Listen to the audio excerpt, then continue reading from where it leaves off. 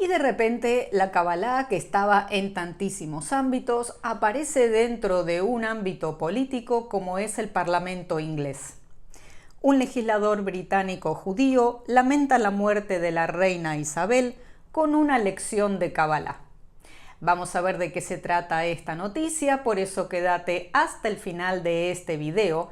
Acordate de suscribirte a mi canal Kabbalah Influencer y darle un toque a la campanita para saber de más noticias.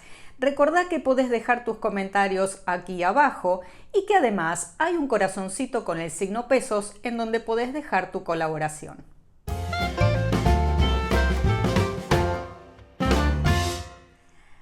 Como ya sabemos, ha fallecido la reina Isabel II del Reino Unido.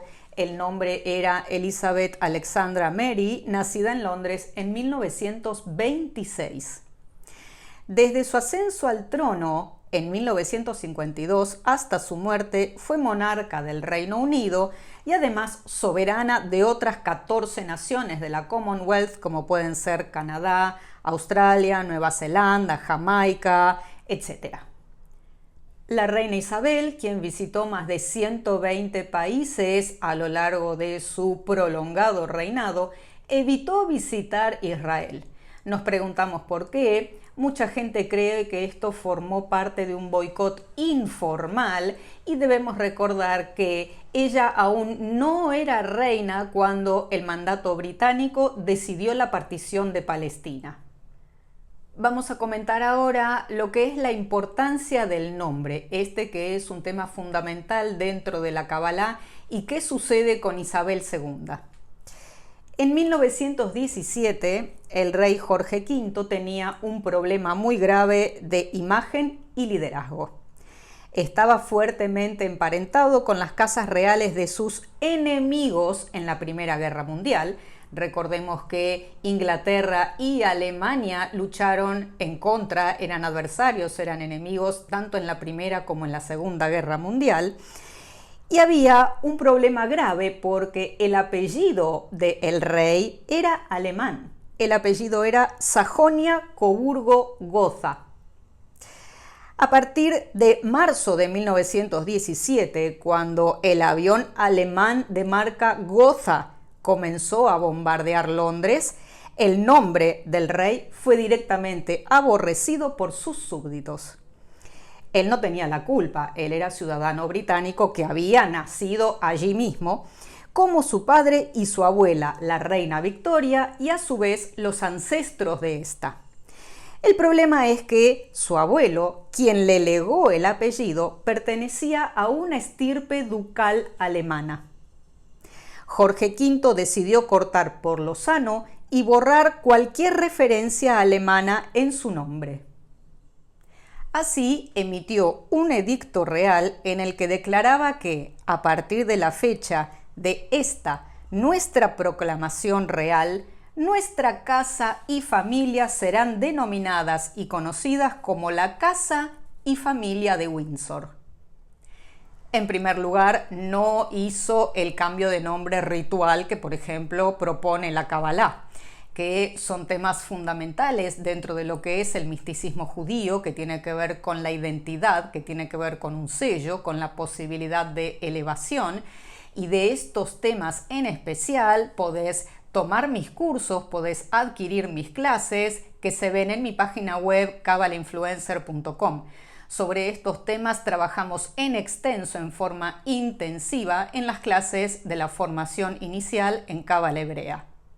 Y por supuesto, siempre dentro de este ámbito hay intrigas palaciegas que muchas veces son secretos familiares, que no se revelan, pero que generan traumas a todo nivel, a nivel de relación entre padres e hijos, entre abuelos y nietos, sobre todo entre esposos y esposas infieles, y son cosas que normalmente el protocolo real exige o demanda ocultar.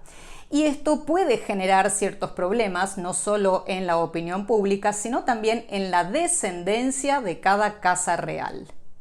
A Jorge V le sucedió fugazmente su hijo Eduardo VIII, cuya intención de contraer matrimonio con Wallis Simpson, con quien mantenía relaciones antes del segundo divorcio de esta, lo obligó a abdicar el mismo año de su acceso al trono en favor de su hermano Jorge VI, el padre de la reina Isabel II.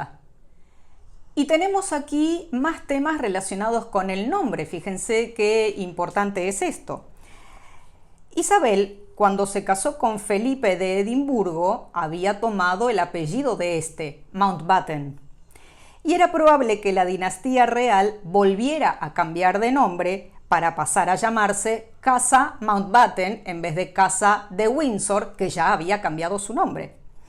No obstante, la reina María, viuda de Jorge V, y el por entonces primer ministro británico Winston Churchill lo impidieron. Tras la muerte de la reina María en 1953 y la renuncia de Churchill en 1955, se adoptó el apellido Mountbatten-Windsor para Felipe y los descendientes masculinos de Isabel que no posean títulos reales. Todo este contexto para sintetizar un poco de quién fue la reina y qué tiene que ver la Kabbalah en todo este asunto. ¿Qué es lo que se dice en el Parlamento inglés en la Cámara de los Lores acerca de la Kabbalah? Con motivo de esta defunción, los miembros del Parlamento van expresando sus condolencias, cada uno a su manera. El legislador británico judío David Wolfson rindió tributo a la difunta reina Isabel con una lección de Kabbalah. Lord David Wolfson de Tredegar, ex ministro de Justicia de Boris Johnson y ex estudiante de Yeshiva, en un corto discurso guió a sus compañeros a través de varios aspectos de la tradición judía, entre ellas la gematria, del cual te dejo un video aquí para que veas la clase. Primero discutió el término mitzvah, que significa buenas acciones o preceptos, explicando que no se trata simplemente de eso, sino que es un deber cuyas raíces son las letras hebreas tzadi y vav, o sea, tzav. Y dijo textualmente: su difunta majestad pasó toda su vida haciendo lo correcto, y no solo porque le dio la gana, aquí vemos el clásico humor inglés, sino que pasó sus 96 años haciendo lo correcto día tras día. Además, el legislador británico se deslizó en el reino mágico de la Cábala y señaló que la suma de las letras hebreas que componen la palabra mitzvah suman 96.